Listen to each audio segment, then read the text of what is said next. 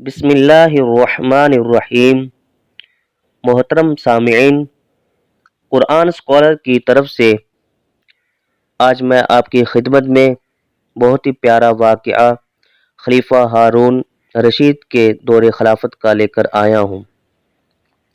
چنانچہ خلیفہ ہارون رشید کے دور خلافت میں لوگ شدید قحط کا شکار ہوئے، تو خلیفہ نے لوگوں کو بارگاہ خداوندی میں رونے، دعا کرنے اور لہو لعب کے آلات کو توڑنے کا حکم دیا۔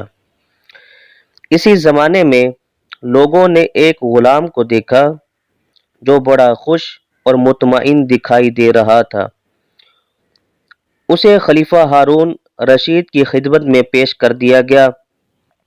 خلیفہ نے اس سے خوشی اور اطمینان کا سبب پوچھا تو کہنے لگا، میرے آقا کے پاس گندم کی بہت بڑی مقدار موجود ہے اور مجھے اپنے آقا پر بھروسہ ہے کہ وہ مجھے اس میں سے کھلائے گا، اس لیے مجھے قحط سالی کی فکر نہیں۔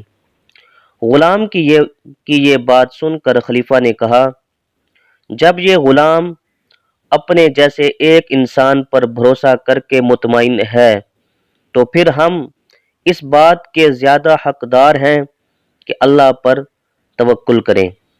پیارے بھائیوں، توکل وہ عظیم صفت ہے جسے اپنانے والا دنیا اور آخرت کی بھلائیاں پانے کا مستحق ٹھہرتا ہے، جبکہ توکل نہ کرنے والا دنیا میں پریشان حالی کا شکار رہتا ہے اور آخرت میں اللہ عز و جل کے عتاب کا حقدار ہو سکتا ہے۔